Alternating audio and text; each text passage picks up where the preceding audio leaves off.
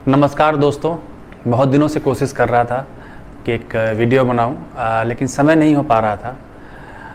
लेकिन फाइनली एक वीडियो बना रहा हूं आपके लिए। और जो मेन मेरा मकसद है इस वीडियो बनाने के पीछे यही है कि ज़्यादातर लोग के मन में यही सवाल होता है, क्या मैं कर पाऊंगा। जब भी आप मुझसे मिलते हैं यही सवाल पूछते हैं, क्या मैं कर पाऊँगा। और मेरे मन में भी यही सवाल था जब मैं तैयारी कर रहा था कि क्या मैं कर पाऊँगा।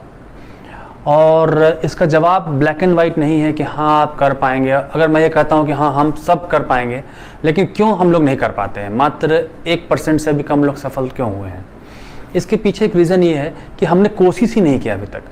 आप में से ज़्यादातर लोग जब मुझसे पूछते हैं कि सर मैं कर पाऊँगा, तो मैं आप पूछता हूँ क्या आपने अभी तक एग्ज़ाम दिया है। तो हाँ सर दिया है, लेकिन अच्छे से पढ़ के नहीं दिया है। तो इसका मतलब आपने कोशिश ही नहीं किया। अगर आप कोशिश करेंगे तो आप ज़रूर कर पाएंगे, हाँ 100% कर पाएंगे, लेकिन आपने कोशिश ही नहीं किया अभी तक। आप बस अभी तक गहराई दूर से ही नाप रहे हैं। पानी में उतरिए, गहराई नाप आपको पता चल जाए कितनी। आप दूसरों से पूछते रहेंगे कि रास्ता कैसा है, कठिन है रास्ता, लेकिन अगर आप निकल जाएंगे तो आप पार कर जाएंगे। और शुरू में किसी को भी सफलता नहीं दिखाई देती है। एक एग्जाम्पल है कि जब आप घर से गाड़ी लेके निकलते हैं, पैदल ही निकलते हैं, तो आपको कितनी दूर का दिखता है, 50 मीटर दिखता है, 30 मीटर दिखता है। लेकिन आप एक उदाहरण के तौर पे लीजिए कि अगर आप पटना से दिल्ली जा रहे हैं, तो अगर आप सोचेंगे कि मुझे दिल्ली दिख जाए तब मैं अपना रास्ता स्टार्ट करूंगा, तो आप कभी भी अपने रास्ते पर नहीं चल पाएंगे। आपको जो दिख रहा है, जो 30 मीटर दिख रहा है, 40 मीटर दिख रहा है, आपको वही देख के आगे बढ़ना है। अगला जब 30 मीटर आप पहुंचेंगे उसका आगे का दिखने लगेगा। तो तैयारी में भी यही है, आप किताब खोल के पढ़ना तो शुरू कीजिए। मैंने बुक लिस्ट बता दिया है। मैंने बहुत सारे लोग हैं जो मुझसे भी ज़्यादा टैलेंटेड है, क्वालिफाइड, उन्होंने सारी बुक लिस्ट बता दिया है, पढ़ने का तरीका बता दिया। आप पढ़ नहीं रहे, आप बस पता कर रहे हैं कि क्या मैं कर पाऊंगा। तो आप शुरू कीजिए, आप जरूर कर पाएंगे। कुछ चीज़ों को आपका ध्यान रखना पड़ेगा। अब ये होता है कि बहुत सारे लोग पढ़ रहे हैं, कुछ लोगों का 1-2 नंबर छूट जाता है। 1-2 नंबर छूटने वाले वही होते हैं जिन्होंने उसका कॉस्ट पे नहीं किया है।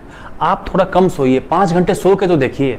आप 8 घंटे सोइएगा, फिर आप सोचिएगा कि नहीं मैं जॉब के साथ भी कर लूँ, मैं हर एक फैसिलिटी अवेल कर लूँ, मैं वेब सीरीज़ भी देख लूँ, मैं टीवी भी देख लूँ, मैं IPL भी देख लूँ। नहीं, तब नहीं हो पाएगा। तब आपको 1-2 नंबर से छूटने वाली कैटेगरी में आ जाएंगे। 1-2 नंबर छूटने वाली कैटेगरी बहुत बड़ी कैटेगरी है। असफल लोगों से भी बहुत बड़ी कैटेगरी जो 1-2 नंबर छूट रहे हैं, और छूटते छूटते उनका अटेम्प्ट खत्म हो जाता है। आप सबसे पहले अपना नींद को कम कीजिए। एक दिन तो नींद कम करके देखिए। आप खाने में परेशान है, यार खाना अच्छा नहीं मिल रहा है। क्यों खाने में परेशान है? ये 1 साल की मेहनत है ना। खाने में परेशान होना, जो मिल रहा है आप खाइए, जहां मिल रहा है आप सोइए। सोने में परेशान नहीं होना। जो लोग जॉब कर रहे हैं उनका एक सवाल था, सर जब लौटते हैं तो मेंटली टायर्ड हो जाते हैं। मेंटली टायर्ड क्यों हो रहे हैं आप? मेंटली टायर्ड क्या होता है? जिस दिन आप 7 बजे तक ऑफिस में है और आप निकलने का प्लान बना लिया, आप मेंटली टायर्ड है, अगर आपके बॉस ने कह दिया रुक के 1 घंटा और काम करो, तब तो आपकी टायर्डनेस खत्म हो जाती है। तब तो आप अंडर प्रेशर सारा काम कर लेते हैं। लेकिन जब खुद के लिए, अपने ड्रीम के लिए पढ़ना है, तो आपको मेंटल टायर्डनेस दिखता है। आप बोलते हैं मेरे सर में दर्द हो रहा है, जुकाम है, ये सब बहाना है। जो सर में दर्द हो रहा है, जुकाम हो रहा है, ये सब बहाना है। इन सब से ऊपर उठना पड़ेगा।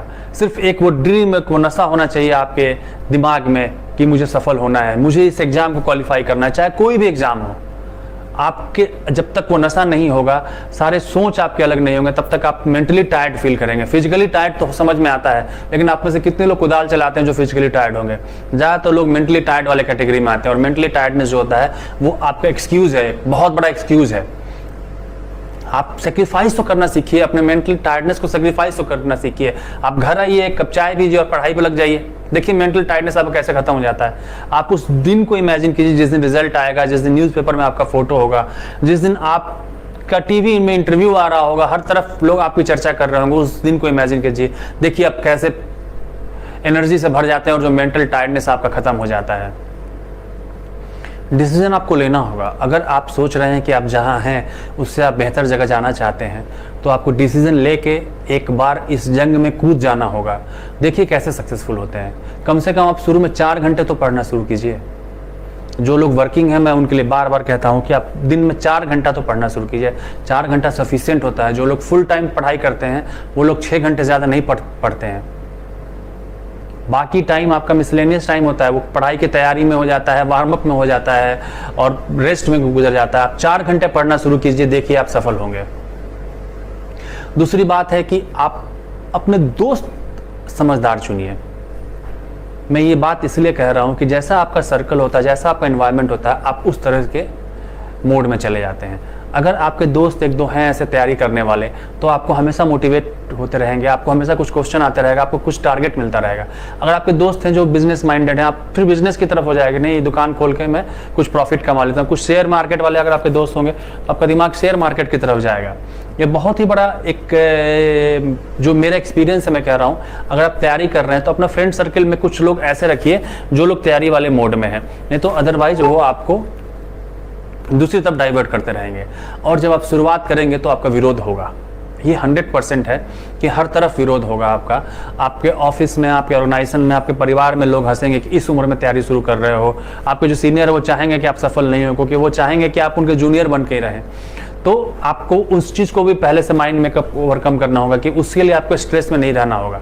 आपको स्ट्रेस में इसलिए रहना है कि मुझे सफल होना है। एक बहुत ही अच्छी कविता है कि कृष्ण की पुकार है, यह भागवत का सार है, कि विरोध ही तो वीर का प्रमाण है। कौरवों की भीड़ हो या पांडवों का नीर हो, जो लड़ सका है वही तो महान है। तो आप लड़ना तो शुरू कीजिए, आप घर से तो निकलिए, बस आप घर से निकलिए, सफलता आपके सामने है। आप किताब खोल के पढ़ना तो शुरू कीजिए, प्लानिंग ज़्यादा मत कीजिए। हमेशा मैंने कहा है कि सिलेक्शन के लिए एक लेवल होता है, और उस लेवल पर जिस दिन आप पहुंच जाते हैं आप सफल हो जाते हैं। ऐसा कुछ नहीं होता है कि लक होता है, ये होता है, वो होता है। क्वेश्चन की भी तो एक लिमिट होती है। जब आप पढ़ाई कर लेंगे कुछ दिन तो आपको समझ में आने लगेगा क्वेश्चन की लिमिट होती है कि हिस्ट्री में इतने ही टॉपिक्स हैं जहाँ से क्वेश्चन बनते हैं, और उसमें से ही आपको सब सॉल्व करना है। ये नहीं कि आपको पूरा ब्रह्मांड पढ़ना है, वो सब फालतू की बातें हैं कि ब्रह्मांड पढ़ना है, ये पढ़ना है। जो लोग रैंक 1 ला रहे हैं वो लोग भी पूरा ब्रह्मांड के बारे में नहीं जानते हैं, वो बस एक पढ़ाई करते करते उनको पता चल जाता है। तो इसलिए जिस दिन आप तैयारी करने जाएंगे, फिर मेरे और भी वीडियोज आप देखेंगे कि कैसे और करना है। लेकिन आप शुरुआत तो कीजिए, शुरुआत के पहले दूर से ही आप गहराई मत नापिए, क्योंकि आप जब तक दूर से गहराई नापते रहेंगे तब तक आप उसी थॉट में पड़े रहेंगे कि मैं करूं कि ना करूं, मेरे लिए ये बना है कि नहीं बना है। और मुझे ये पता है कि जिसने मेहनत की है वो सफल हुआ है। ऐसा कोई भी एग्जाम्पल मेरे सामने नहीं आया है कि जिसने मेहनत किया और सफल नहीं हुआ हो। इसलिए मैं आप सबसे ये कहता हूँ कि आप एक बार मेहनत कीजिए अच्छे से, आप ज़रूर सफल होंगे। एक वो कविता है कि कौन कहता है कि आसमान में सुराख नहीं हो सकता, एक पत्थर तो तबीयत से उछालो यारो, एक पत्थर तबीयत से उछालिए और देखिए आप कैसे सफल होते हैं। चलिए फिर बहुत जल्द ही मिलते हैं, और कोई क्वेरी हो तो आप मुझे मेल कीजिए, मैं ज़्यादातर मेल का जवाब देता हूँ अपने फ्री टाइम में, और कोशिश करूँगा कि बहुत जल्द आपसे दोबारा मुलाकात हो। ओके।